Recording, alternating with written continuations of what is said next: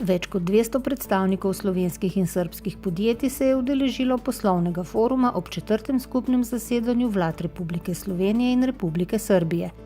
Današnje srečanje se je začelo z popolnoma nabito dvorano A in pa z veliko žuborenja, bi rekli. Mislim, da kolegi komaj čakajo, da se spravijo v manjše skupine, da vsebine obdelajo. 5 konkretnih tem je postavljenih od digitalizacije do turizma.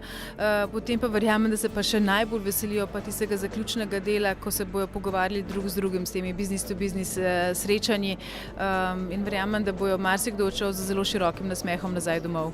Mi smo jako zadovoljni današnjim susretom, odnosno poslovnim forumom. Imamo u saradnji sa Gospodarskom zbornicom Slovenije odličan odaziv kompanija, 115 sa slovenačke strane, 80 kompanija iz Srbije.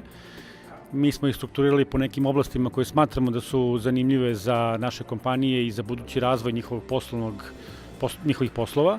To je pre svega digitalna ekonomija, digitalizacija, ekologija, namenska industrija, mašinogradnja i takozvani startup okruženje. Dakle, mislimo da iz tih oblasti su nekako se prepoznate zajedničke aktivnosti, bilo na tome da dođu do zajedničkih ulaganja kompanija za treća tržišta, bilo o tome da kompanije iz Srbije u saradnji sa kompanijama iz Slovenije iskoriste znanja i tehnološke inovacije kompanija iz Slovenije preko fondova Evropske unije da budu primijenjene u Srbiji. I bilo da jednostavno vidimo kako možemo zajedno da radimo i da povećamo obim naše razmene.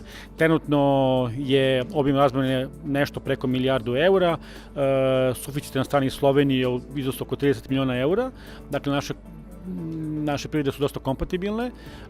Imamo dakle, iz poljoprivrede i proizvodnje hrane značajan rast, pre svega u Srbiji.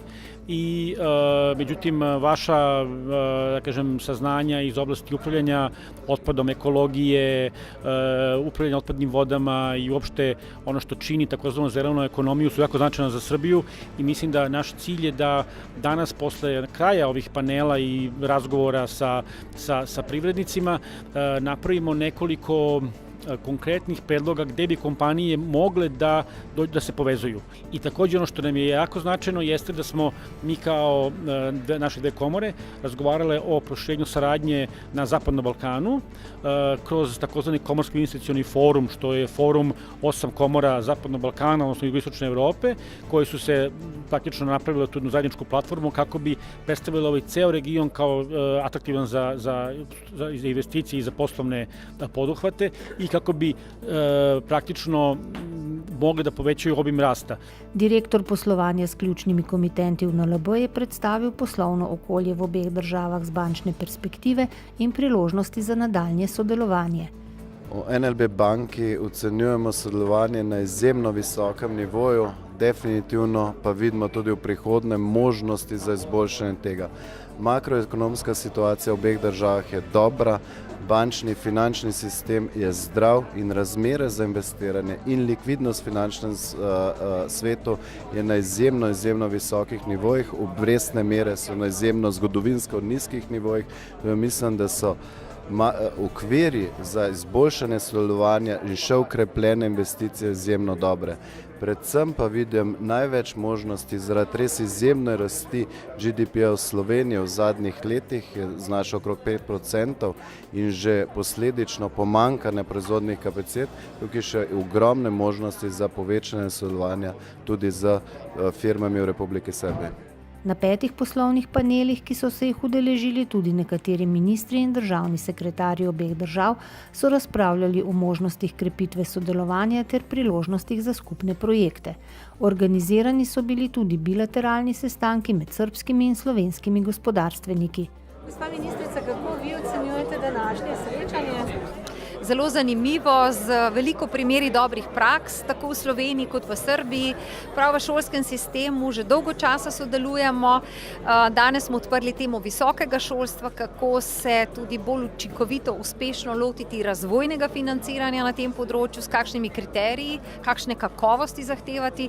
Govorili smo pa tudi o nadarjenih, o talentih, o startupih. Vse to je to, kar pravzaprav povezuje tako gospodarstvo kot šolstvo. Udeležence foruma so ob koncu nagovorili predsednik Skupščine Gospodarske zbornice Slovenije Radovan Volko, predsednik Skupščine Privredne komore Srbije Miloš Nenezič, predsednik Vlade Republike Slovenije dr. Miro Cerar in magistra Ana Brnabić, predsednica Vlade Republike Srbije, ki se je vpisala tudi v knjigo častnih gostov Gospodarske zbornice Slovenije. Ta preplet sodelovanja želimo okrepiti na področjih, ki so novi izzivi globalne ekonomije. Pametne tehnologije, industrija 4.0, digitalizacija, mobilnost, zagonska podjetja, izjemni potencijal ima tudi turistični sektor. Nove oblasti kao što su digitalizacija i razvoj i same primjene informacijno-komunikacijnih tehnologija u svim ostalim sferama je nešto što ostaje kao velika mogućnost za proširenje saradnje. Verjamem, da bomo še naprej, tako na ravni vlad, kot na drugih ravneh dobro sodelovali s Srbijo. Želim si tega sodelovanja. Mislim, da je zelo pomembno, da sodelujemo na vseh področjih dobro, kajti to daje potem pomembne sinergije. I još jedan segment je preduzetništvo, mala i srednja preduzeća. I to je takođe nešto gde možemo jako puno da naučimo od Slovenije. Vi imate značajno dinamičan sektor malih i srednjih preduzeća i većina investitora iz Slovenije koje je u Srbiji je upravo iz tog sektora. To su kompanije koje čine razliku u ekonomiji jedne zemlje. I to je ono gde bih ja voljela da mi sarađujemo u budućnosti.